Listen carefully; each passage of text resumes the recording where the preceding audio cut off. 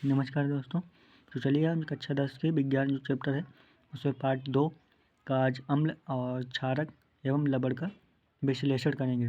तो पहले हम जान चुके थे अम्ल क्या होते हैं, क्षार और लवण। आज हम इसके आगे पढ़ेंगे जिसमें सूचक यानी इंडिकेटर पढ़ेंगे कि इंडिकेटर क्या होते हैं। तो जब अम्ल और क्षार की उपस्थिति यानी कि इनकी पहचान करने के लिए जो चीज़ें या सूचक इस्तेमाल किए जाते हैं, प्रयोग किए जाते हैं, उन्हें सूचक कहते हैं। ठीक है, इंडिकेटर ये बताते हैं कि अम्ल है या क्षार है। तो चलिए सूचक को जान लेते हैं कि सूचक क्या है। तो विलयन में अम्ल या क्षारक उपस्थिति को दर्शाते हैं। तो विलयन क्या होता है, घोल होता है अम्ल का या क्षारक का।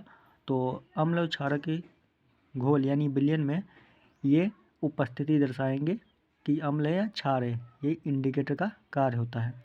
तो सूचक क्या बताते हैं, विलयन में अम्ल या क्षारक की उपस्थिति। तो कैसे बताएंगे, तो इनका रंग या गंध जो अम्लीय क्षारक में बदल जाती है, यानी कि ये तो गंध रंग में परिवर्तन हो जाएगा या फिर गंध निकलेगी यानी स्मेल, महक। तो ये जो है इस तरह ये बताते हैं सूचक। तो सूचक के प्रकार भी है। तो चलिए सूचक के प्रकार पढ़ लेते हैं। तो पहला सूचक में प्राकृतिक सूचक है, फिर कृत्रिम सूचक और गंधीय सूचक। तो प्राकृतिक में जो प्रकृति से प्राप्त होते हैं पेड़ पौधों से, और कृत्रिम जो बनाए जाते हैं आर्टिफिशियल रूप में, ठीक है, कृत्रिम जो बनाए हुए, और गंधीय सूचक जो स्मेल छोड़ते हैं यानी कि महक। तो प्राकृतिक में देख लेते हैं। प्राकृतिक सूचक में ये पौधों में पाए जाते हैं, तो ऑब्वियसली प्राकृतिक होंगे तो पेड़ पौधों से प्राप्त होते हैं। तो प्राकृतिक सूचक में क्या है, लिटमस। तो लिटमस पेपर जो बनता है वो प्राकृतिक शैवाल से बनता है।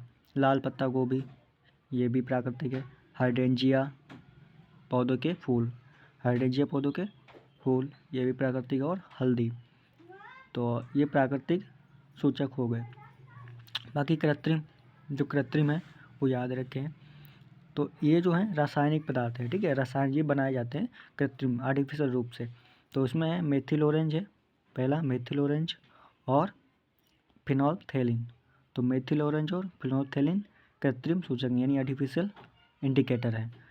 तो इंडिकेटर आपको पता लग गए, कृत्रिम और प्राकृतिक। अब गंधीय कौन कौन से, जो गंध छोड़ते हैं, स्मेल। तो स्मेल छोड़ने वाले जो पदार्थ हैं वो सूचक हैं। तो इन पदार्थों की गंध जो है अम्लीय या क्षारकीय में बदल जाती है, और अम्लीय बताएगी गंध या क्षारक में बताएगी। तो प्याज और लौंग का तेल जो है वो गंधीय सूचक है यानी स्मेल छोड़ेंगे, ठीक है, प्याज और लौंग। तो आगे चलते हैं। अब इनकी प्रयोग के आधार पर इनको देख लेते हैं कि क्या क्या चेंजिंग होती है जो प्राकृतिक सूचक और कृत्रिम सूचक और गंधीय सूचक हैं। तो चलिए इनका परिवर्तन से देख लेते हैं कि क्या क्या परिवर्तन होते हैं इनका प्रयोग करने से। तो प्राकृतिक सूचक पहले देखेंगे, अम्ल के साथ क्रिया करेंगे, फिर क्षार के साथ।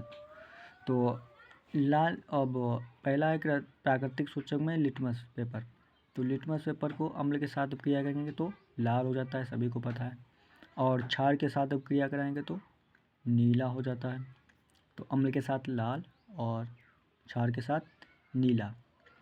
वही लाल पत्ता गोभी अम्ल के साथ लाल हो जाती है और क्षार के साथ हरा, ठीक है, लाल पत्ता गोभी तो हरा कलर हो जाता है, ये क्षार के साथ क्रिया कराने से।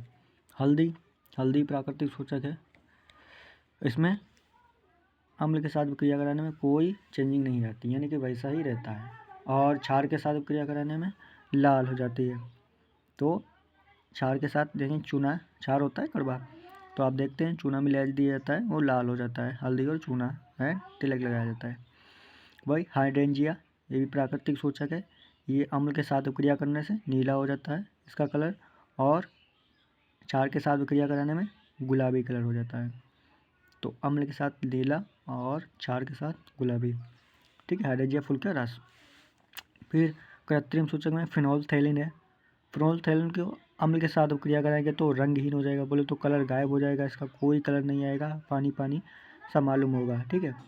और क्षार के साथ क्रिया कराने से गुलाबी कलर हो जाता है, क्षार के साथ क्रिया करेंगे तो गुलाबी कलर हो जाएगा फिनोल्फथेलिन। मेथिल ऑरेंज को अम्ल के साथ क्रिया कराएंगे तो लाल हो जाएगा मेथिल ऑरेंज, और क्षार के साथ कराएंगे तो पीला कलर हो जाएगा।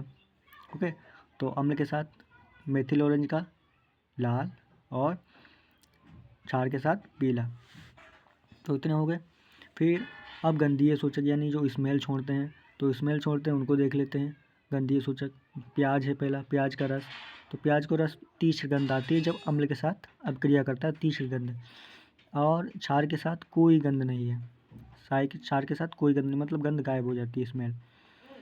फिर दूसरा है वेनिला, वेनिला को अम्ल के साथ क्रिया कराते हैं तो समान गंध रहती है, यानी वैसी गंध रहती है, कोई चेंज नहीं आती, और क्षार के साथ कोई गंध नहीं आती, गंध गायब हो जाती है।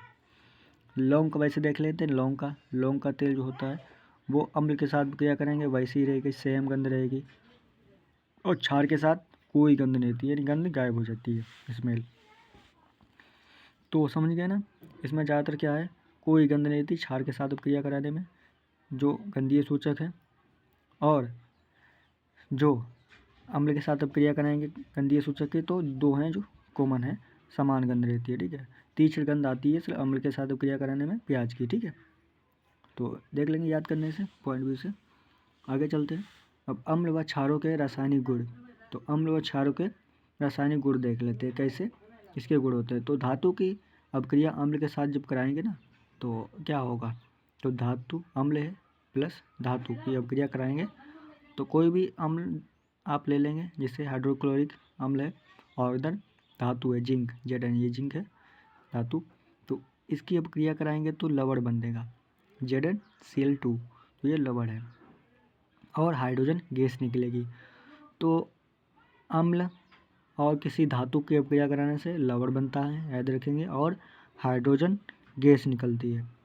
वैसे ही क्षार के साथ अपक्रिया करके देख लीजिए आप, तो क्षार के साथ क्रिया कराएंगे वही क्षार क्षार लीजिए आप NaOH प्लस धातु लीजिए, धातु कोई जेड मैंने ले ली पहले से ही है, तो क्षार के साथ अपक्रिया कराने से, क्षार धातु की अपक्रिया कराने से क्या होगा, लवण बनेगा और हाइड्रोजन गैस निकलेगी। सेम वैसे ही में भी लवण बनता है, इसमें भी, और हाइड्रोजन गैस निकलती है, इसमें भी लवण बनता है और हाइड्रोजन गैस निकलती है।